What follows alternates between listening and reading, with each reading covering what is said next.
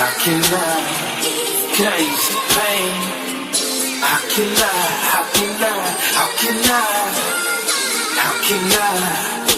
I ease the pain? Gotta ease the pain, man. Gotta ease the pain. Gotta ease the pain, man. Ambulance sign, another mama crying. Shots fired, another man dying. He got a son that he left behind. So who gon' care for that man child? A vicious cycle getting carried out. We love playing it, but the game foul. Look at the scope, we getting blown out. All the pain experience got us traumatized. The important gets minimized, and our children get penalized. It's like we don't wanna realize that the time for a change is right now. We gotta turn to the Most High.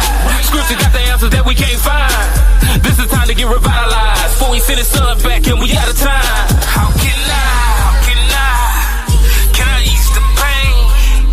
How can I? Now how can I ease the pain? Gotta ease the pain, man.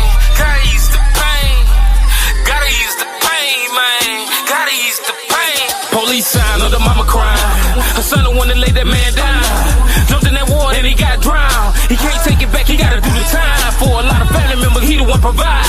So the effect gon' trickle down. But he ain't think about that at that time. That lifestyle come with a one-track mind.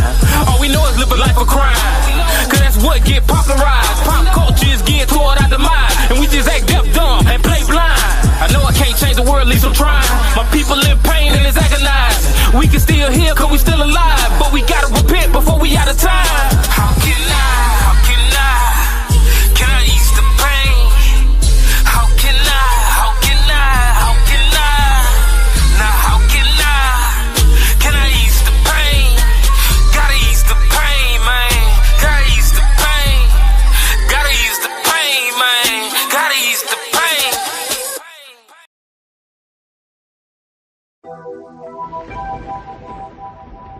And it shall come to pass that if thou wilt not hearken unto the voice of Yahuwah thy Elohim, to observe, to do all his commandments and his statutes, which I command thee this day, that all these curses shall come upon thee and overtake thee. Cursed shall thou be in the city, and cursed shall thou be in the field. Cursed shall be thy basket and thy store. Cursed shall be the fruit of thy body, and the fruit of thy land, the increase of thy kind, and the flocks of thy sheep. Cursed shalt thou be when thou comest in, and cursed shalt thou be when thou goest out. My people dying, it's a lot of crying. It's like all love is gone, everything going wrong. Brother against brother, no fathers in the home. Betrayed by so-called friends, and you feel so alone. Where do we go from here? It's like the same old thing. Traveled this road before, don't wanna see pain no more. It's a cold world, very few obey our commands. For we know the earth is given into wicked hands. If my people called by my name will humble themselves and seek my face and pray, it will be okay. Turn from all your wicked ways, obey the word and have faith. I will heal the land, uphold you with my right hand. First off, all praises to my life source. I heard this beat, it made me wanna tell my life story. Cause we all under these curses, so you relate to it. But I decided to speak strictly about our current goings, because iniquity abounds, love wax cold. It used to be even in wickedness you had a goal, but love of money and love of self became the main goal. Behave ourselves as if we ain't sheep of the same fold. We need each other more than ever now, if you ain't know. It's about to get worse than it's ever been, this world cold. To enter the kingdom we gotta endure and go through much tribulation. But before we get to that point, we gotta master the basics. Keeping the laws ain't an option, and you can't pick the ones you wanna. It's sad that that's the top Bible with folks who claim they Yasharala. We can't help the lost sheep while we got visible problems. Until you fully submit, you ain't giving glory and honor. Father, give me strength to fight the battles that I have inside. In your secret place I cry, according to my flesh I die. Your Holy Spirit gives me life, I'll be your living sacrifice. Purify me with your fire, tired of going through generational curses. Teach me your commandments so that I can be perfect. Forgive me my transgressions and deliver me from evil. Abba, Yah, please take away the curses of your people. If my people called by my name will humble themselves and seek my face and pray, it will be okay. Turn from all your wicked ways, obey the word and have faith. I will heal the land, uphold you with my right hand, yeah. For I wish that I myself were accursed from Christ for my brethren, my kinsmen according to the flesh, who are Israelites, to whom pertaineth the adoption and the glory and the covenants and the giving of the law and the services of God and the promises. It's time to turn back to Yah so he can turn back to us and restore these curses back to blessings.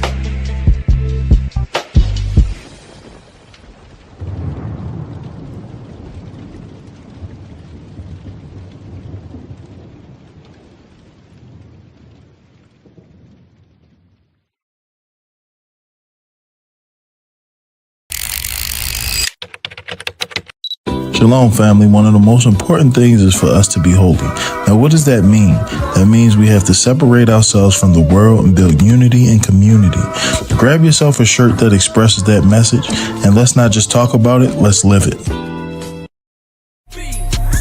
Ain't no free will, it's all predestinated. From every death to every child brought forth through copulation. For the spouse that you choose to your current occupation, you either receive mercy or Yahweh's indignation. I can recollect on times that I could have been dead. Caught lacking, no strap, I had a knife instead. Played it cool, he wanted to kill me for how I used to move. Had to match his energy, portray that I was strapped too. But inside I'm praying to God, hoping he don't shoot. Then I'm whooping, telling him I know what he won't do.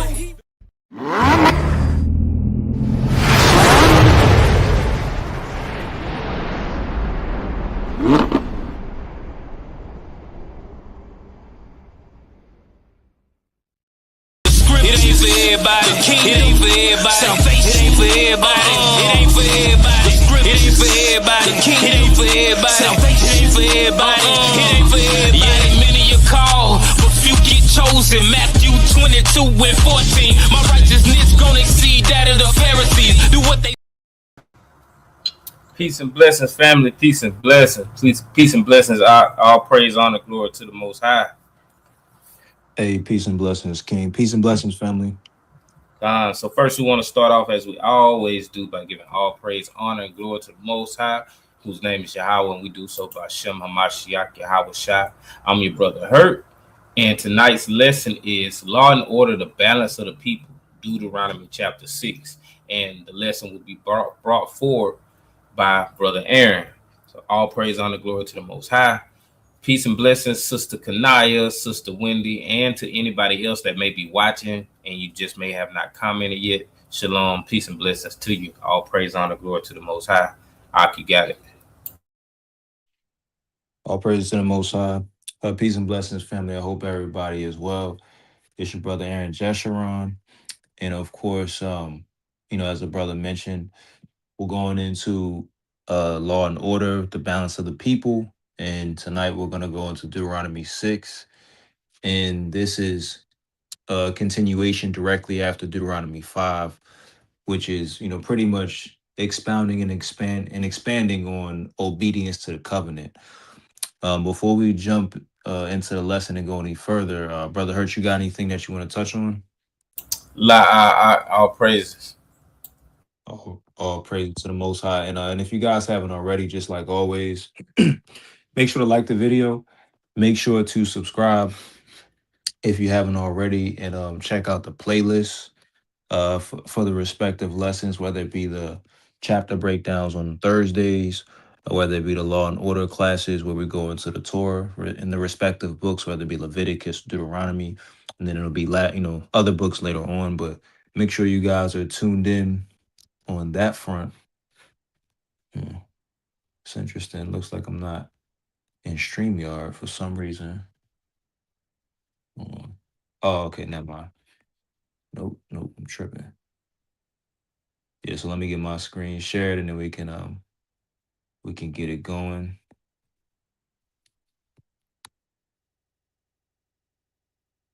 And we're gonna kick it off with Deuteronomy chapter 6. And let's see.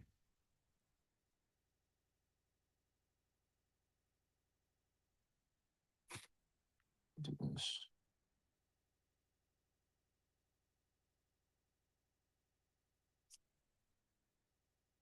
Pardon me, family. I'm just trying to make sure that got all of this.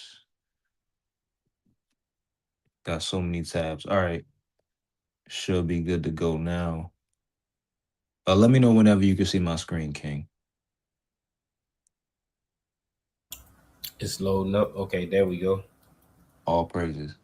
All right, so if you can, my good brother, just read for me the first 3 verses. Con.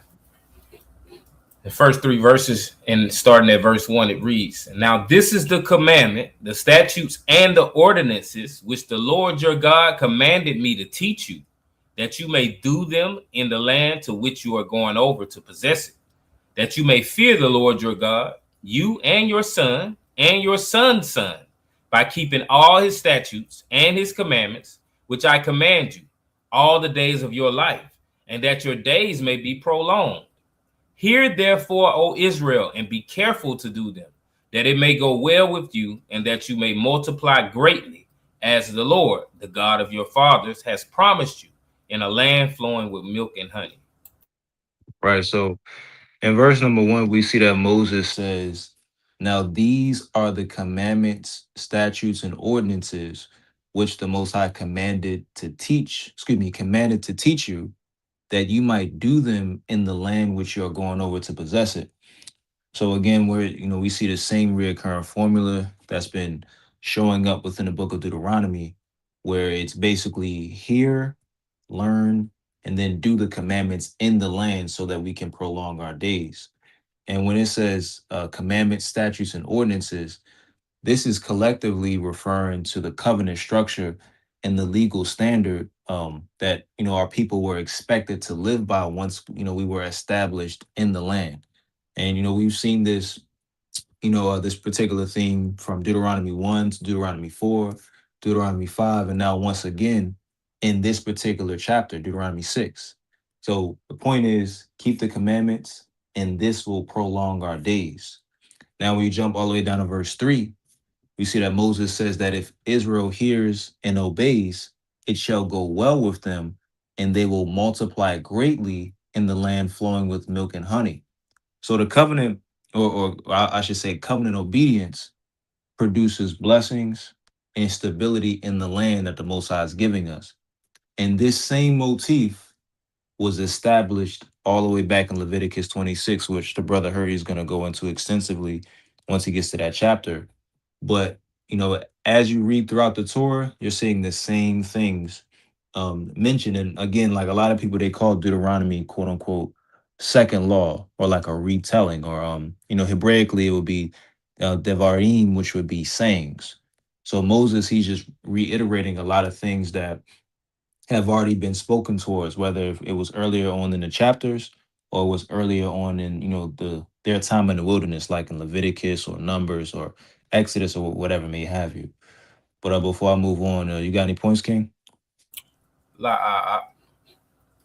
All praises. So we're gonna move on. Just read for me verse. You can read verse 4 through 5. "Hear, O Israel, the Lord our God is one Lord, and you shall love the Lord your God with all your heart and with all your soul and with all your might." Right. So right here we see what's called and it was commonly called the Shema, because it begins Hebraically with Shema Yisrael in the Hebrew, which would translate to hear or listen Israel. In the text, it continues to say, the Most High, our God, the Most High is one. And, in a moment, we're going to unpack, this particular saying within the language, just a tad bit, because there's actually a little bit to go into, because it's not just, some cool Hebrew saying, that a lot of people like to, they like to, put in songs and, just say, but this is actually a really heavy, this is a heavy scripture, because matter of fact, we're gonna go into it. Let me pull up the Hebrew real quick before I jump ahead. So let me put it on the screen too. Put it on the screen for y'all. You able to see this, King? Con, Salaki, I was on mute. Oh, praise, appreciate it. So in the Hebrew, you would read from right to left. So the phrase would be Shema Yisrael, Yahweh Eloheinu, Yahweh Echad. Um, so this would be the Shema. And when you look at the word Shema, right, which would be this word, it simply means to hear. And basically it's a verb when you look at the parsing. It's a call stem, which is a simple action. Imperative, which we went into, I think the imperative last week or maybe last class, but the imperative, this would be like a command, or it would signify command language. And this particular verse is arguably the most important verse within the Old Testament or the Tanakh, because it encapsulates, for us, the full sentiment, for the main instruction of the covenant, which is to regard the Most High as our God alone. And again, we're going to go more into this particular idea, but first, there's a particular source that I want to read. Let me see if I can put this in the chat for y'all, because I want y'all to be able to see this. Matter of fact, let me see if I want to drag this over so everybody can see it and you can read it. Um, but this is a pretty good source. Looks like I'm not gonna be able to put it on the screen. Pardon me, family, but I could drop the link in the chat. Con, But or you can just send it to me. I read it. okay, Also, copy. Matter of fact, I think I might have a screenshot of it as well. Let me see. Hopefully, take a screenshot of it. Yep. All praises. Hey, should I text it to you? or messenger. Messenger, got me. All praises to the Most High. Hey, when I was going into this, I said, let me screenshot this, so just in case this site start acting up, and lo and behold, the site start acting up. But I got a screenshot of, so all praises to the Most High. Con, all praise. Yeah, but you can still see the screen, correct? Con, I can see it, and I got this. Just pulled this up. Also, the screenshot. All praise to the Most High. So if you're able to, could you just read? I think just what I have highlighted. It shouldn't be too much, but this source is called the Concise Dictionary of Words in the Greek Testament and Hebrew Bible. And this is on H8085, which is the word Shema, which I have pulled up right here. And when you click on what the blue letter says, it pretty much gives you this, but I liked what this lexicon had. So whenever you can, just read the highlighted portion. Con. Shema, to a primitive root, to hear intelligently, often with implication of attention, obedience, etc. Right. Causative. Go ahead. Nah, and that's the main point, because again, Moses is not just saying to the children of Israel, yo, just hear what I'm saying, and then all you gotta do is just hear it, and it's like, all right, yeah, I hear you, and then continue on. But as the lexicon made mention of, it says hear, and then it also says to hear intelligently, often with implication of attention and obedience. So reason why this is a very important saying is because this is something that we have to attentively pay attention to and also guard and regard, within our daily lives. Because when you continue to read throughout the biblical narrative, us having the Most High as our God, that became something that we struggled with doing because we got into idolatry, which is acting corruptly, as we read in Deuteronomy chapter 4. But again, back in chapter 4, let me pull the text back up. Back in chapter 6, it says, "Hear, O Israel, the Lord our God is one Lord." So when you break this down in the Hebrew, um, going into this particular word for one, because I may mention that again, it really gives the sense of the Lord our God is our God alone in so many words.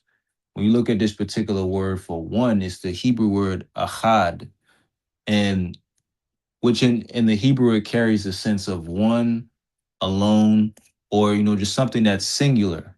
And if you look at the blue letter definition, it'll give you that. Look at any lexicon, it displays that. But when you look at different translations, it displays that, of course, although it has a semantic range, talking about the word achad right there, this actually within context would carry the notion of alone, or something that's by itself, and we see that all throughout the Tanakh. But what I want to show you guys is a few translations, because again, we're going to go through context, and we're going to go through different translations, and we're going to go through the immediate context as well, not just the context of the book, but the immediate context. So for one, I want to show you guys this Deuteronomy chapter 6 and verse 5 in a few translations. So if you can, my good brother, read for me Deuteronomy 6. Read it in the NLT, then I'm gonna have you read it in the Amplified version. Listen, O Israel, the Lord is our God, the Lord alone. Now watch this. Look at the Amplified. Hear, O Israel, the Lord is our God, the Lord is one, the only God. Right. So these particular translations, although they would qualify as dynamic, they actually show you that, the sense here in Deuteronomy 6 is prohibition against idolatry, which is called acting corruptly. And we see this spoken of in Exodus 20. And also we see this spoken of throughout the rest of the Torah, including the book of Deuteronomy itself. So within context, the Most High through Moses is emphasizing directly serving and having him as our God. And matter of fact, again, dealing with the direct context, it emphasizes this point. Read verse 5 one more time for me, King. Khan. And you shall love the Lord your God with all your heart and with all your soul and with all your might. Right. So again, based on the translations and also based on the immediate context, we see that what's communicated is that, we are to affirm the Lord as our sole object of our devotion. That's the point, because we are to regard him as our God alone, and then we are to love him with everything within us, including our hearts, our soul, our mights. And we're going to go into that in a moment as well. But I want to get a quick, but this would be a precept. All praises to the Most High. I can correctly call this a precept. This is the book of Deuteronomy chapter chapter 4, and read verse 32 through 35. Khan.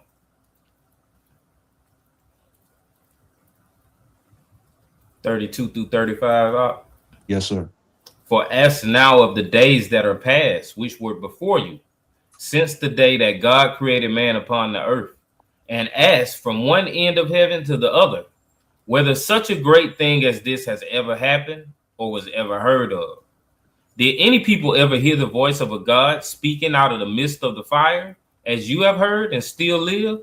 Or has any God ever attempted to go and take a nation for himself from the midst of another nation, by trials, by signs, by wonders, and by war, by a mighty hand and an outstretched arm, and by great terrors, according to all that the Lord your God did for you in Egypt before your eyes. To you it was shown that you might know that the Lord is God. There is no other besides him.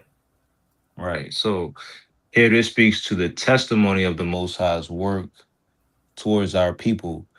And in verse 35, it says, to them it was shown that they know the Most High is God and none else beside him.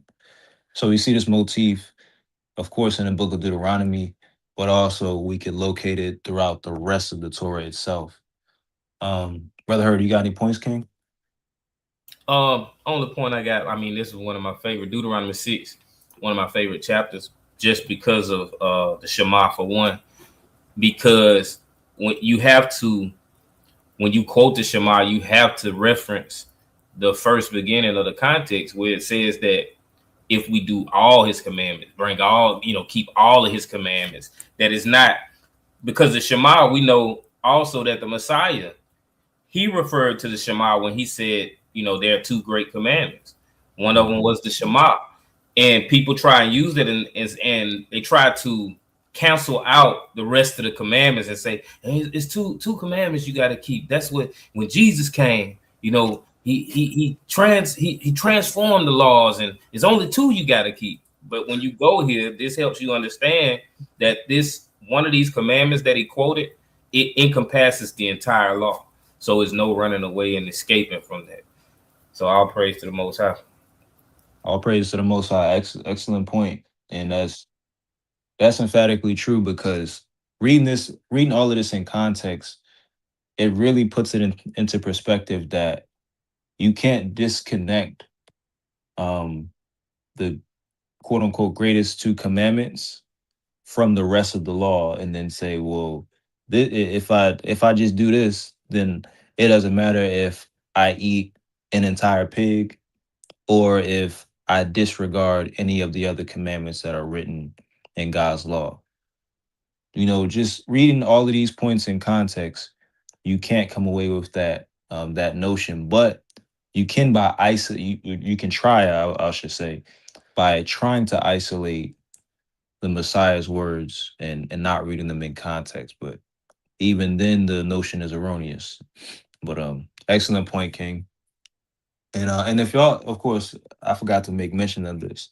If y'all ever have any any type of questions, or something is ambiguous or it doesn't make sense, just put it to in the chat, or just ask your question, or just say, hey, that didn't make sense, and I'll go into it and I'll clarify it. I have no issue with doing that. I welcome that. So all praises to the Most High, and I appreciate your point once again, King. If you can, for me, just one more time, can you read verse 5? And it reads, and you shall love the Lord your God with all your heart and with all your soul and with all your might.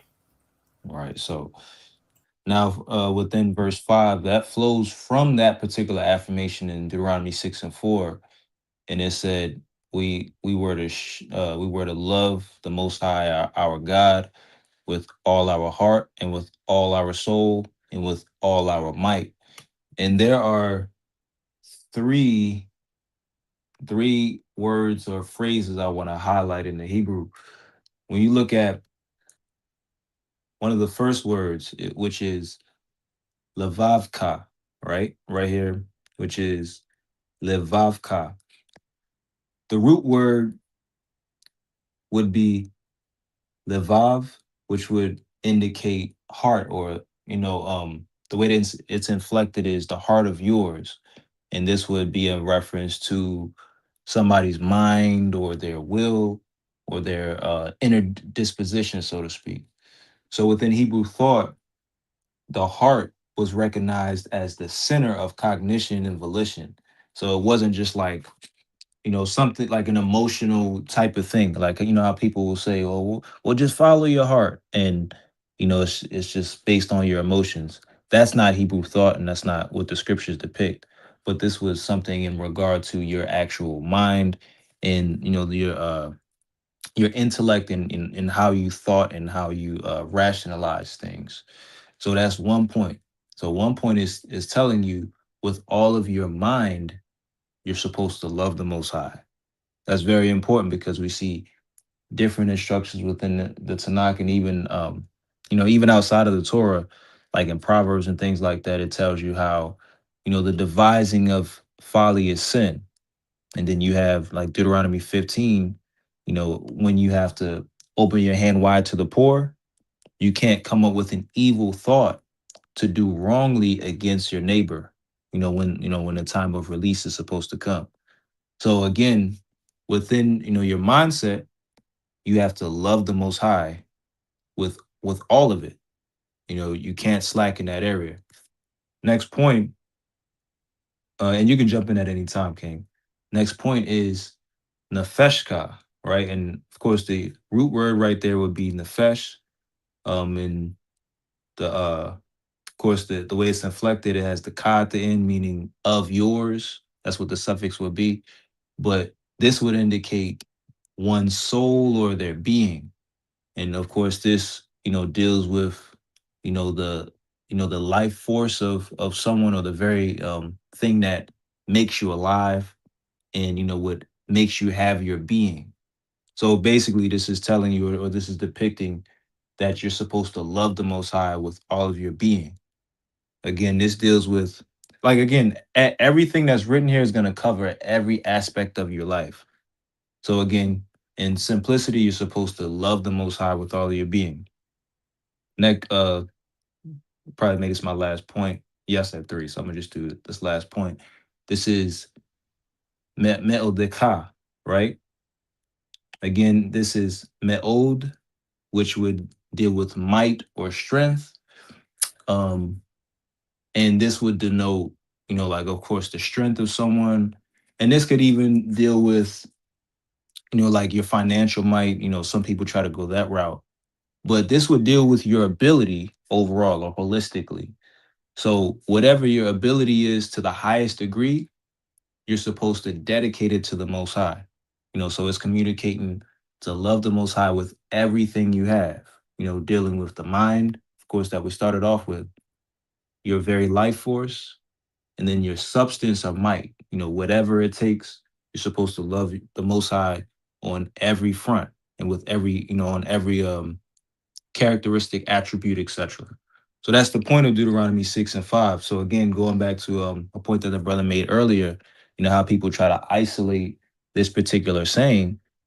When you actually dive in and parse out what's being said right here in the Hebrew, and even the sense of the passage in the context, you can't come away with the idea that you can eat a pig, or that you can disregard the rest of God's laws. And because you think Paul said something, you can now do whatever you want. You can't come away with just what the text is saying here. But you got any points before we move on, King? Yeah, the only point I wanted to make was on the word, the last word you went into, the might, the word might. Yeah. Like, imagine someone saying they love the Lord with all of their heart, all their soul and might, but they actually do everything opposite of what he says do, right? But that word might, just like I just brought out, like when you think about might, y'all think about they got like the fair. Like when you go to the fair, they have like the test your strength or the test your might Mhm. challenge, where you use the hammer and boom, and you got to do it as hard as you can, right? Or like if somebody tells you, man, I need some help. I need you to help me get this loose. I need you to pull with all your might. That's not just gonna be you. I'm pulling, bro. That's all my might. Nah, you gotta dig in. It takes a lot of energy, a lot of action, a lot of force in order for you to love the Most High with all your might. So it's denoting that we have action to take part in order to do this. So, it's just no way around it, thinking that we can do the bare minimum and still claim that we love the Lord with our heart, soul, and might. But yeah, all praise to the Most High. Beautiful lesson so far, King. All praises. Excellent analogy, King. Let's continue on. Deuteronomy, just read verse 6. Khan, and these words which I command you this day shall be upon your heart. Right. So in verse 6, he says, "These words are to be upon our heart." And the phrase in the Hebrew, it basically indicates that this isn't, this is not really depicting that the commandments, or this is not just depicting, I should say, that the commandments should be memorized, but it's more so depicting that we should habitually have the commandments remain on our minds, and they are to, constantly be taught, throughout our circles and pondered on. That's why when you read in the Psalms and in the Proverbs, they constantly tell you to not allow the law to depart from your mind and your eyes. Like you see that in like Proverbs 4, Psalms 1, all the different places, but first we see it in the law. Like it commanded us to have this mindset, to make sure that the law is not departing from us, we're not forgetting about it, but it's in our faces daily. So y'all remember this sentiment in verse 6, because it's going to carry all the way down to verse 9, and it's going to they're actually going to walk together. Read verses 7 through 9. And I'm gonna make a point also Yes, sir. on Yes, sir. that. So like when you like, let's just think about, let's say you want to do something for somebody just because you want to do it for them.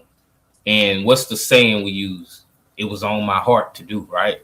Hmm. That means we wanted to do it. So in verse 6, and these words which I command you this day shall be upon your heart. You gotta already have that want and desire to please the Most High in order to carry this out properly in the way that He deems and sees fit that you carry it for. So I think this is a beautiful chapter, man. All praise to the Most High. That's right. It's definitely teaching us how, the culture is supposed to be and how we're supposed to have our mindset when it comes to serving the Most High. But Ak, you said 7 through 9. Yes, sir. It says, "And you shall teach them diligently to your children, and shall talk of them when you sit in your house, and when you walk by the way, and when you lie down, and when you rise. And you shall bind them as a sign upon your hand, and they shall be as frontlets between your eyes. And you shall write them on the doorpost of your house and on your gates." Right. So in verse 7, it expands outward from the individual themselves to the rest of the household. And we see the command here to teach the children, the Torah diligently. Says when you go and basically, when you go by the way, all of these things you're supposed to diligently teach your children. And when you look at the Hebrew, was really interesting. Matter of fact, I still got the Hebrew screen. Yep, should have it over here. Something that's interesting about this Hebrew here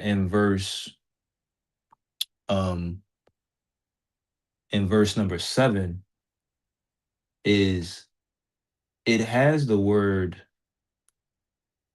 shamar. It shows up here twice. Extremely interesting, right? And what's being depicted, of course, because when you go into the word for shamar, it means to guard or regard, right?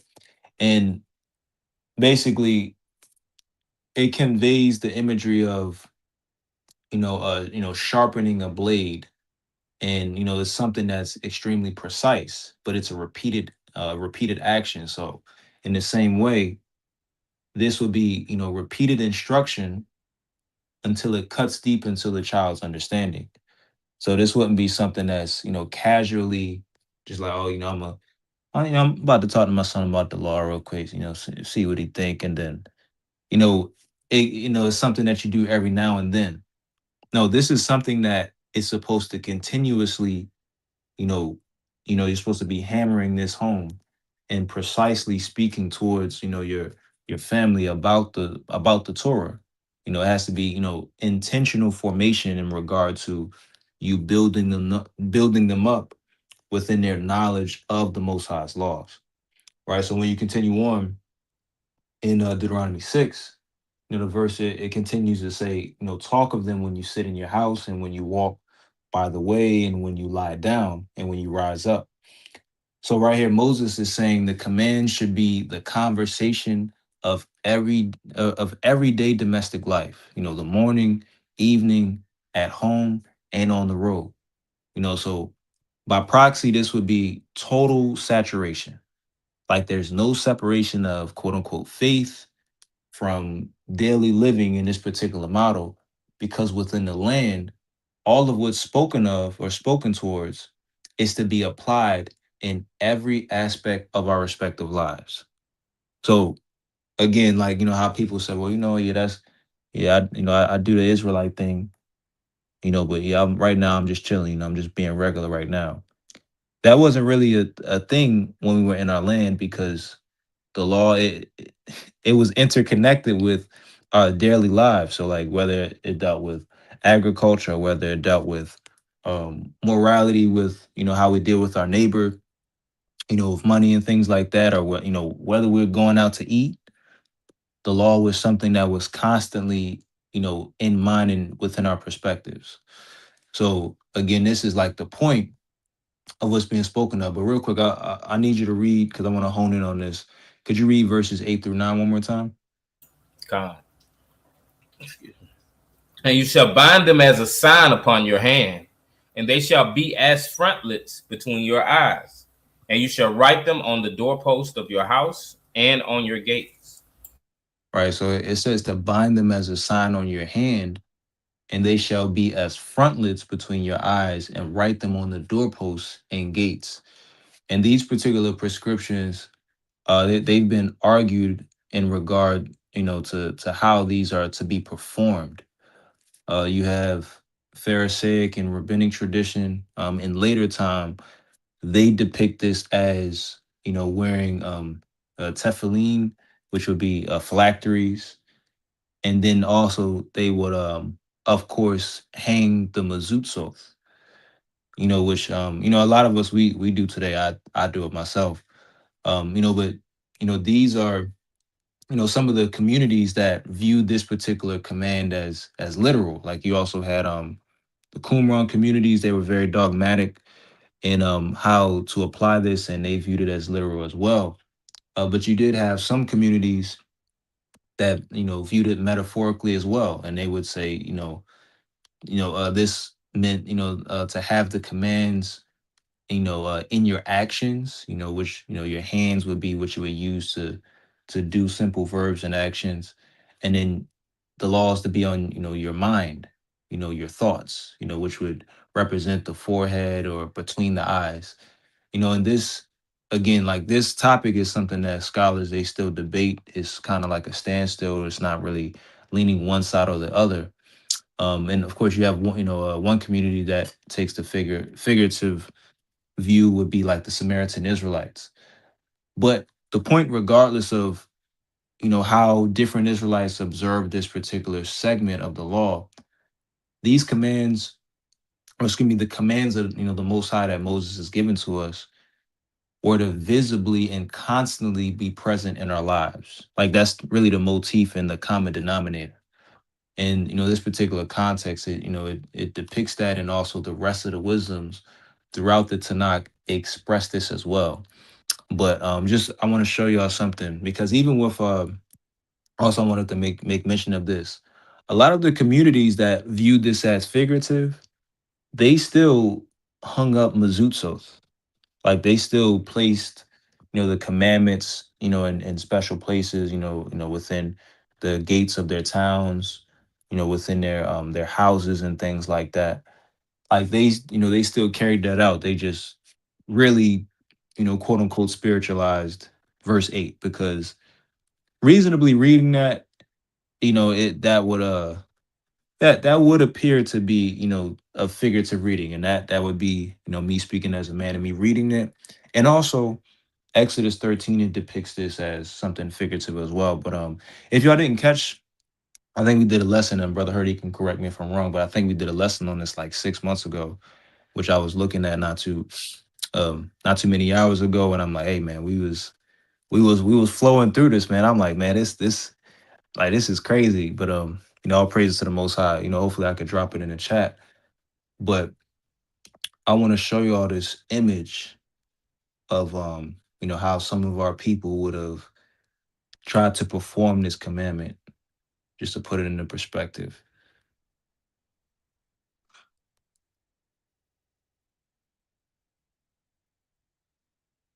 You know what? By the way, shalom, Sister Andrea, Brother Parag. Shalom, shalom, family. Hey, peace, family. And let me know if you're able to see this. Khan. Right. So right here, this would have been a depiction of the phylacteries and also the well, you don't see the mezuzah in this picture, but the mezuzah would be like a, it would be like, more so of a sign hung on the gates, or it would be on someone's doorpost. And typically it would have the 10 commandments on it. And I think a fair rationale on why the 10 commandments would be there would be because the 10 commandments are called the flagship or significant portion of the tenets of the covenant itself. So a lot of times, a lot of the Israelite communities, they had those hanging up in various places. But some Israelites, they went as far as to wrap these around their arms, their hands, and they would place these on top of their heads. So just to, make sure y'all are familiar with this. This is how some people interpreted this. But again, I'm gonna let y'all listen. I'm gonna let y'all utilize the discretion that the Most High gave you. Looking like the old folks you say, plum food. All praise to the Most High. But you got any points, King, before I move on? Just looking at verse 8, the dead giveaway, y'all, that it doesn't mean that you're supposed to put them on, is when it says, and they shall be as frontlets between their eyes. Then that's a simile. A simile is just comparing it to something and saying when you apply this, it's gonna be as this. So it's gonna be like frontlets between your eyes, because you're gonna always remember to walk in the law, statutes, and commandments. The same thing with binding them for a sign upon thy hand, because with your hand you can sin or you can do righteousness, right? So that goes and ties in together. Now with the doorpost, once you see this on your doorpost, it's a reminder. It's similar to fringes. You see that on your doorpost, it's going to remind you to keep the law, statutes, and commandments. That's why most people throughout history that subscribe to verse 8 being figurative, they subscribe to verse 9 being literal, because it just makes sense, and there's no simile attached to verse 9 when it talks about writing it on the house and on the gates. But yeah, that's about it. Right, that's a good point. All praise to the Most High. Hey, a side note, I think just reading more on the Jews, especially in the second temple period, I think there was a certain zeal that existed, and it would it could have caused them to say, well, you know what, I'm gonna put the commandments around my hands, and I'm gonna literally place it on my head. And matter of fact, y'all supposed to be doing this too. I think it's like a certain level of zeal that exists that causes such an interpretation and understanding. But yeah, we could move on. Appreciate the point, King. All praises. God, I'll pray.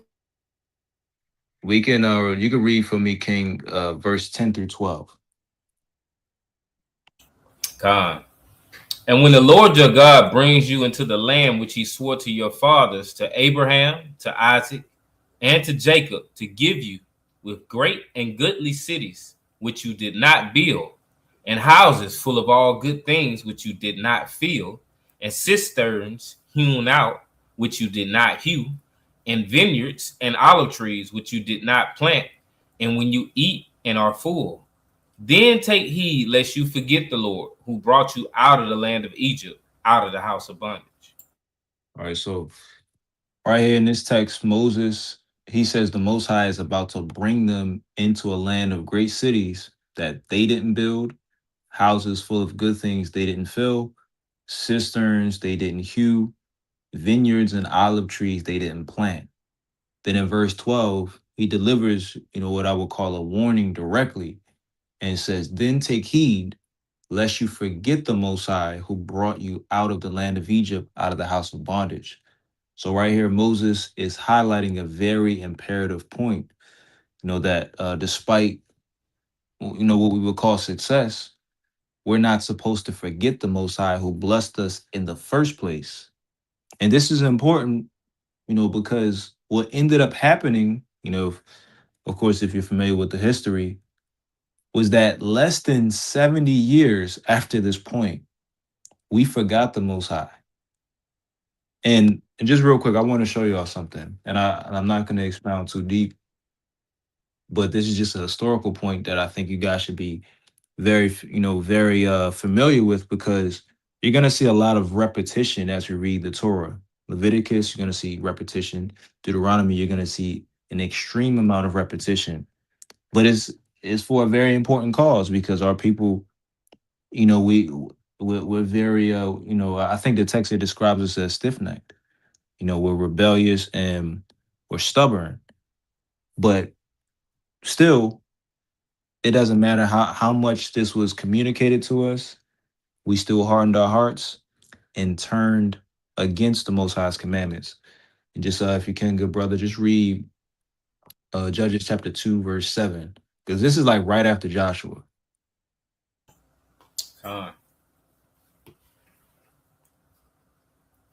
I'm trying to show it. This is Judges chapter 2 and verse 7.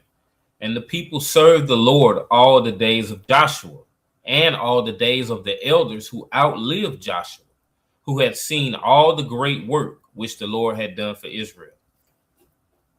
Right. And so this is basically depicting like what happened during the time of Joshua, how we served the Most High, and during the days of Joshua and the elders that were alongside him and also outlived him. Then when you look at the next verse, it said Joshua, he died at the age of 110 years.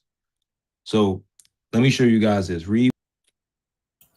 And the people of Israel did what was evil in the sight of the Lord and served the Baals. And they forsook the Lord, the God of their fathers, who had brought them out of the land of Egypt. They went after other gods from among the gods of the peoples who were round about them and bowed down to them. And they provoked the Lord to anger. They forsook the Lord and served the Baals and the Ashtaroth. So the anger of the Lord was kindled against Israel, and he gave them over to plunderers who plundered them, and he sold them into the power of their enemies round about, so that they could no longer withstand their enemies.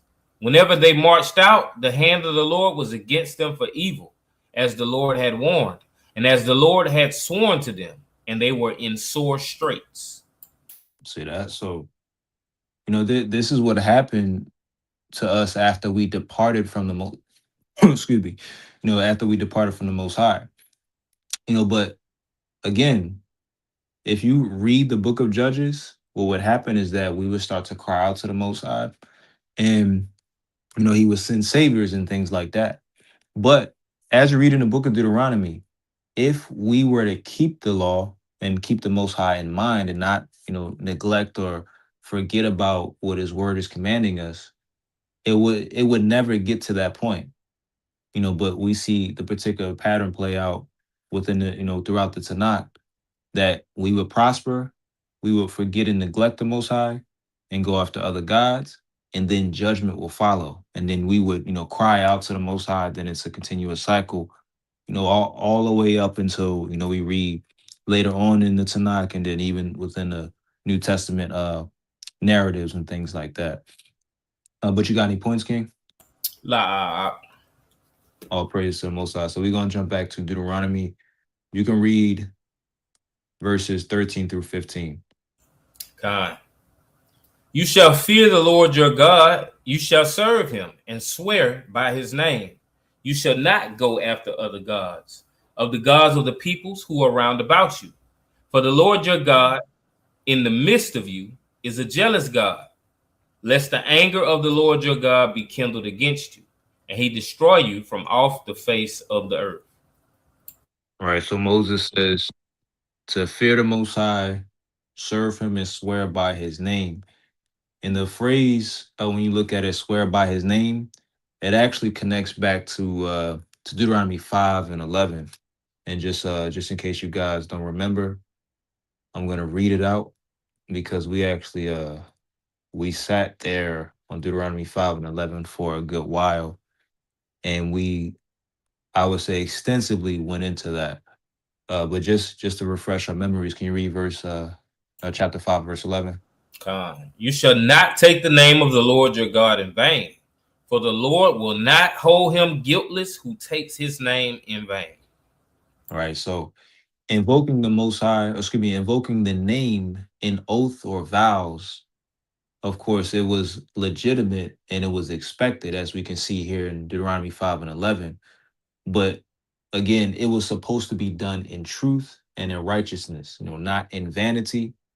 And, of course, we couldn't utilize the the name of a deity. We had to utilize the name of the Most High. So there was nothing wrong, with bearing or taking up the Most High's name, or swearing by his name, or doing any of these things. But what was expected of us was to do it in sincerity and in truth. And we definitely couldn't swear by the name of some a god of Moab or Ammon or whatever the case was. That was obviously outlawed, because when you continue to read verse 15, it gives you the point.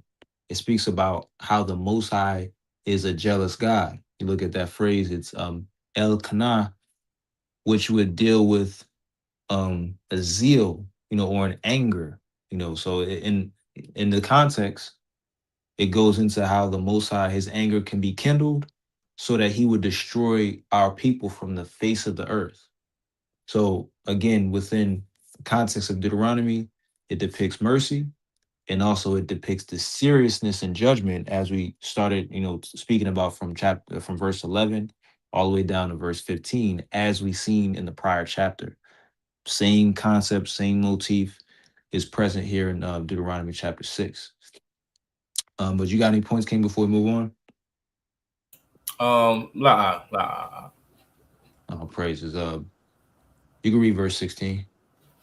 You shall not put the Lord your God to the test, as you tested him at Massah. Right. So verse 16, Moses, he says, we're not to put the Most High to the test, as we tested him at Massah. And when you go into the word for test, this speaks in reference to proving or tempting. And the reference here to Massah is from Exodus 17, which we're going to go into a lot deeper later down the line. But in context, this is where our fathers were in the wilderness, and we quarreled or found fault with Moses, because there was no water. And by us doing this, the text, it basically communicates that we questioned the Most High, whether he was among us or not. And they named the place Massah because when you go into the word for Massah, it literally means testing. So it was a testament of our faithlessness towards the Most High God, and also towards Moses. Because when you read in the book of, I think it's Exodus 14, initially it said that we had faith in the Most High and in Moses, but just shortly after we got out of Egypt, it said that we started to display faithlessness towards our leadership and towards the Most High himself. Matter of fact, let's just grab the text so y'all can see what I'm talking about, right? Go to Exodus 17,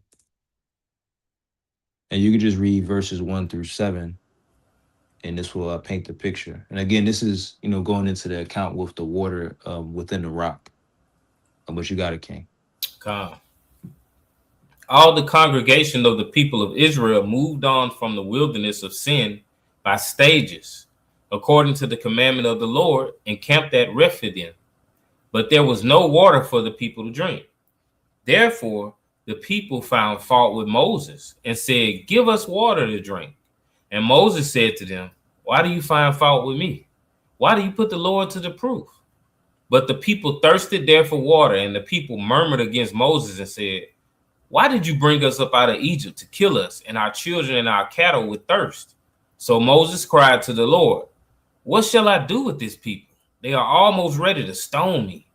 And the Lord said to Moses, pass on before the people, taking with you some of the elders of Israel, and take in your hand the rod with which you struck the Nile, and go. Behold, I will stand before you there on the rock at Horeb, and you shall strike the rock, and water shall come out of it, that the people may drink. And Moses did so in the sight of the elders of Israel. And he called the name of the place Massah and Meribah, because of the fault finding of the children of Israel, because they put the Lord to the proof by saying, is the Lord among us or not? So we see the issue there was that, you know, they were demanding that the Most High prove himself rather than trusting based on what the Most High had already done. And this it serves as a definition of testing the Most High. You know, it's basically requiring a demonstration of the Most High's power as a condition for your continued obedience. Um, and when you read earlier on, just within the quote unquote Torah, this is why Abraham, on the flip side, this is why Abraham is honored the way he is, because he obeyed and trusted the Most High despite knowing, you know, the how, or, you know, seeing the proof or power of the Most High first. You know, so that's how we would juxtapose the correct example versus the incorrect example. You know, these people, like even when you read verse 7, these places were named after the showing of faithlessness from our people, like Masad going into again the testing, and then Mirba, which should go into I believe strength, or excuse me, strife or contention or fault finding. So literally, these places were named after the misbehavior of our people toward the Most High. But just wanted to highlight, you know, this is what Moses is referring to. So he gives the commandment, don't test the Lord your God as you did at Massah. He's saying don't be this faithless again. You know, and continuing forward, even, you know, us now, and shoot, beforehand with the Messiah, he criticized the faithlessness in Israel during his day. You know, he would, you know, speak about, he lived in such a faithless generation. And this was, you know, something that the Most High wasn't pleased with. You know, he showed much displeasure with this, and we're gonna get to it at a point. But in Deuteronomy 32, the Most High described our people as a people in whom is no faith. So again, this is a very negative point, but it's an imperative instruction that's placed before us, because you know it might sound like it's something extremely simple, but this really angered and upset the Most High.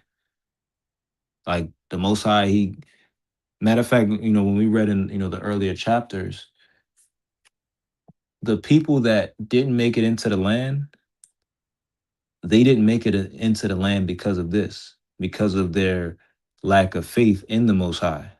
So that's why you read in New Testament texts that the gospel didn't benefit our people because it wasn't mixed with faith. So we heard of, you know, the good things to come and what the Most High was going to do for us, but we murmured and we scoffed the Most High, and as a result, you know, a lot of our people, they, you know, had to turn around and drop dead in the wilderness, as we read in Deuteronomy 2. But you got any points, King? I'll make reference to something. Of course, because we during the Torah portions we don't go to the New Testament, but I'll make reference to like when the Messiah was in the wilderness and he was tempted, and the devil tried to get him to succumb to the temptation, and he responded with, "You should not tempt the Lord thy God." Right. Hey, buddy, he didn't wake up. And you know, we can, you know, tempt the Most High in our everyday life, just because, okay, we say we know that, you know, he's gonna help us or rescue us out of a situation, and do something that we shouldn't do based off of that. Saying, "Oh, I know the Most High got me, so I'm gonna go and go do this. Commit this act of sin at this point because you think that you have some type of uh, solidified cover, but in that instant, you don't. You're actually being uncovered and allowing anything can possibly happen to you because you're tempting the Most High."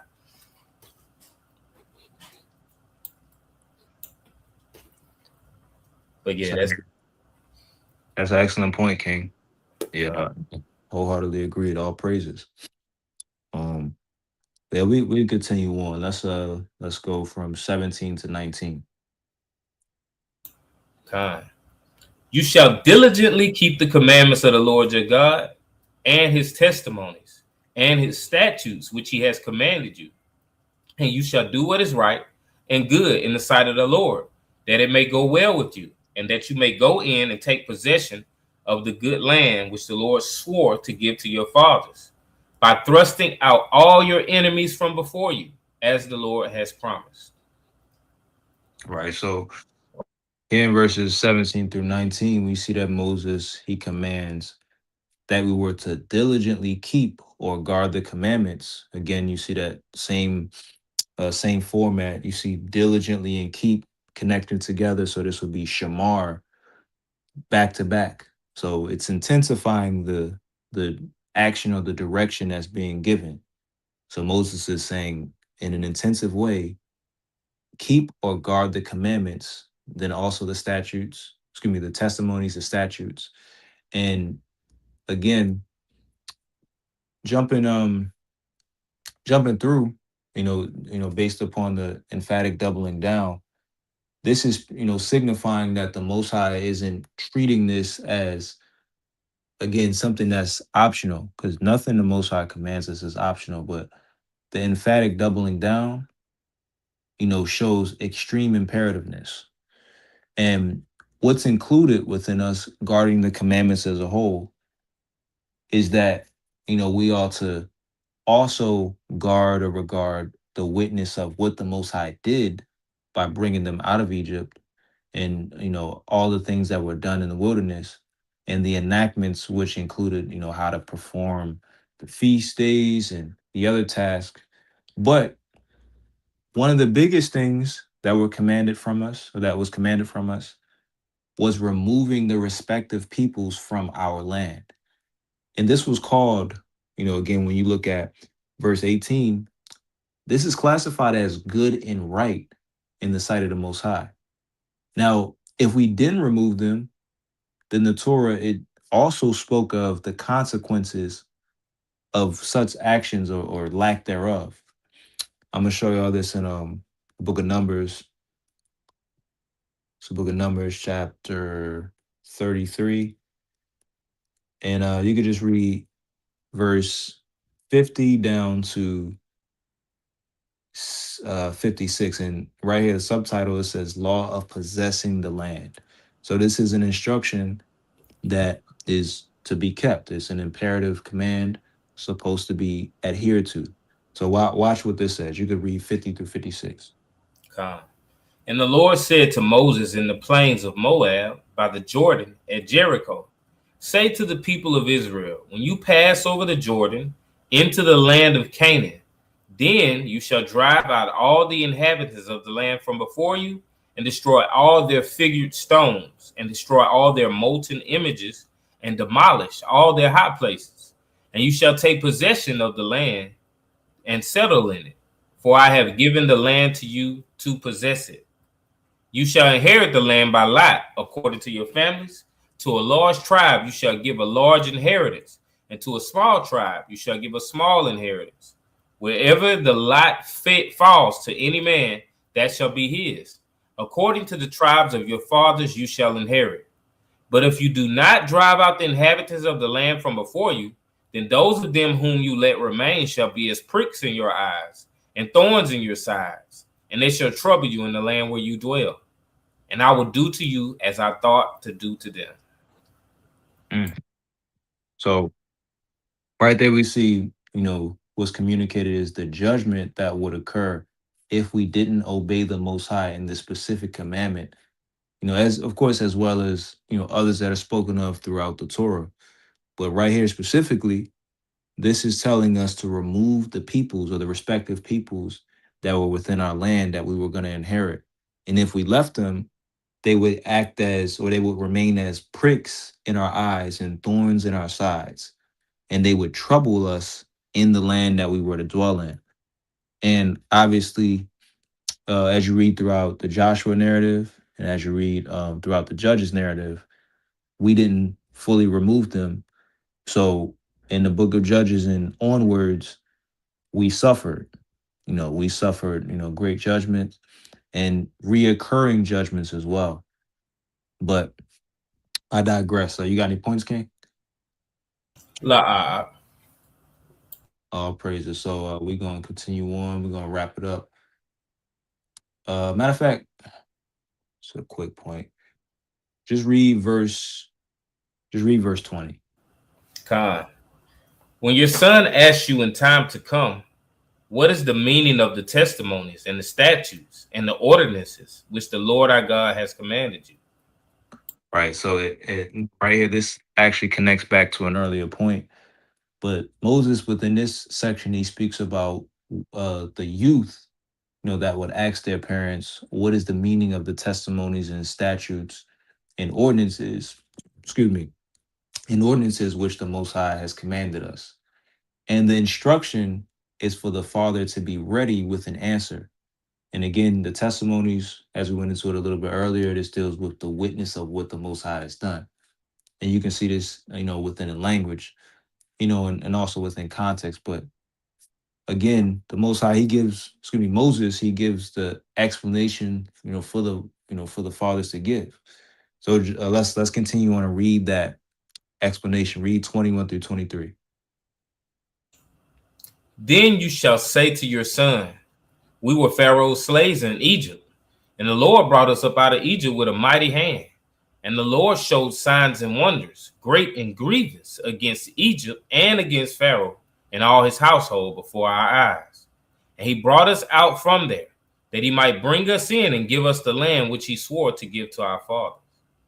Right. So the answer Moses lays out is essentially, basically a rehearsal of the Most High's saving acts.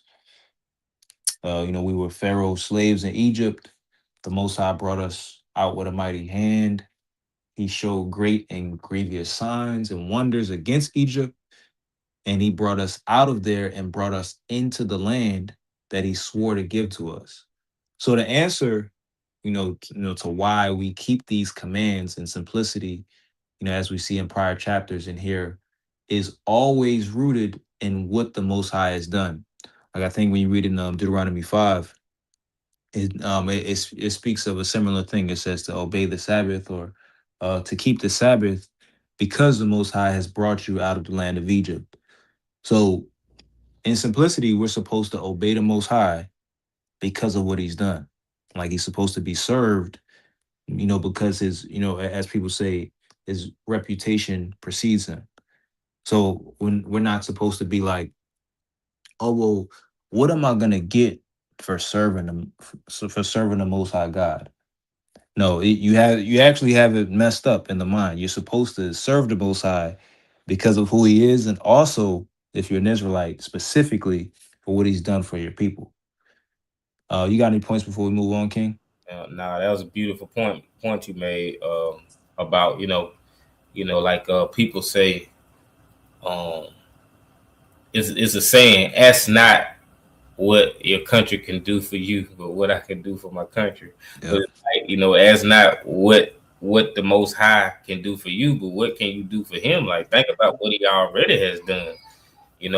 We should just be happy and thankful for his grace and mercy to even get us to the point to understand how we're supposed to serve him and not be looking for anything in return except, that reward we're going to get when we leave this place. But that still shouldn't be the motivation. It's like we expressed earlier, you're going to be doing this because it's on your heart to do. You want to do this. You should want to and have a motivation to just please the Most High and listen to his wise counsel and how he tells us to live our life. So all praise, honor, glory to the Most High. Beautiful lesson so far, King. All praise to the Most High. I appreciate the point, King. Let's um let's close out 24. You can read 24 through 25. And the Lord commanded us to do all these statutes to fear the Lord our God for our good always, that he might preserve us alive as at this day. And it will be righteousness for us if we are careful to do all this commandment before the Lord our God as he has commanded us. All right. So Moses says the Most High commanded us to do all these statutes to fear the Most High for our good, always to keep, to keep us alive as at this day. And when you look at the phrase "for our good always," this is basically communicating that the commandments, they're in so many words, they're not punitive or just for chastisement. Because you have so many people that try to argue, well, you need a law to correct you and tell you what not to do. But when you read throughout the Torah, it's not just about chastisement. But as we read in Deuteronomy 6, it says they were for our benefit and preservation. So again, this is not I think that's a very important point that a lot of people they misunderstand. And a lot of times these people, they don't read the Torah in and of itself. So they have a view of it as, oh, it's just a bunch of stuff. It's just telling me a bunch of stuff I can't do. I can't eat this. I can't wear that. I can't do X, Y, Z. But the Torah is actually instructed for our benefit and our preservation, so that we can prolong our days. And even, us being in exile and us not being in the land, we can 100% wholeheartedly apply the principles that are in the Torah, and they will extend our lives tremendously. They will help us in so many aspects. And matter of fact, this is what is our issue today. Because if we were to do the things that the Torah commands, our people would be in a much better space. If we knew how to deal with our people in regard to money, deal with our people in regard to overall direct treatment, not actually showing enmity towards them or hate towards them, but actually showing love and kindness towards them, then we would be in a much better shape as a people. And what we understand in Deuteronomy 30 and all the restoration scriptures, we will be closer to making that actually take place. Like the onus, it is definitely on us to put in the work and to actually build ourselves up, versus just saying, well, we ain't gonna never get it, and it's just you just remain stagnant. Like, we actually have to put these things into practice, and to build up our people, and to actually do what is pleasing and is right in the sight of the Most High. Then literally in verse 25, it directly states that it, in reference to the Torah, will be righteousness for us if we are careful to do all of what's commanded before the Most High as he commanded us. So there was a particular point in time, as you can read cleanly in the book of Deuteronomy, that the Torah, if we completed what was said in it, that it was our righteousness before the Most High. So why all of a sudden now, oh, well, 'cause Christ came, oh, because what Paul said is no longer righteous to, perform or complete the things that the Torah has written in it. Like, you even have apostles that say, he that does righteousness is also righteous. You have apostles saying the law is righteous. So again, in context of what righteousness is, it carries a sense of, uprightness or justice, but also conformity to the covenant. Now, if we're trying to we're trying to bid people back to the marriage, then we have to do the things that are in line and in step with what that agreement, told us to do. Which would, be to acquiesce to the morality that's there. Which would be obeying the laws of God, keeping the commandments, in simplicity. But again, this becomes the key concept to trace through the rest of the Torah, and also the history, Joshua, Judges, Kings, the prophets, etc. This was the main concept that we were supposed to understand. Just obey the Most High God, do the things that the Lord has commanded us, and will be benefited and preserved. So that's and even to the point earlier, that's what comes with us being obedient to the Most High. That's a reward, us being preserved and benefited. But a lot of people they don't really see how that serves them. But I digress, man. All praises to the Most High. That's Deuteronomy chapter 6. You got any points that you want to bring out, King? Beautiful lesson. All praise to the Most High. Pray it was edifying for those that were able to watch it. And if you watching on the replay, pray is edifying for you also. If y'all haven't liked, shared, comment, please make sure you do so. All praise to the Most High. Beautiful lesson. All praise to the Most High. I appreciate it, King. If there's no questions and nothing else to add, we could close it out with Numbers chapter 6 and 24 on down. And make sure y'all are subscribed and y'all like the video. I believe, we have Hebrews chapter 2 on the horizon for Thursday. So make sure y'all are able to tap in on that. But all praise to the Most High. We'll close it out.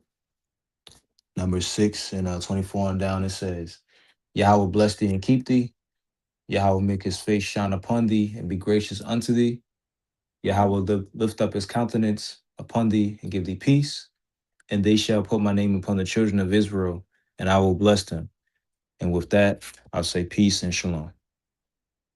Peace and blessings, King. Peace and blessings, family. After so many years of doing things the wrong way, it took for the Most High to break me down, to get me to understand that the way I was doing things wasn't the right way. That he only wants his worship and his praise one way, his way. Any other sacrifice won't be acceptable. I'ma love you with my heart. I gotta love you with my soul. With all of my mind. 'Cause it's my sacrifice to you. Obedience is better than sacrifice. My obedience is my sacrifice. I'm striving to get it right. So many sleepless nights, my conscience wouldn't let me live a lie. Your Holy Spirit taught me truth and transformed my entire life. Won't indulge if it's questionable. Want my offering to be accepted. Don't want to blaspheme your name. My actions should be reflection of you. Told me to be separate, so I don't care what the world. I use my talents to praise your name. Won't bury them like a squirrel do. I'ma love you with my heart.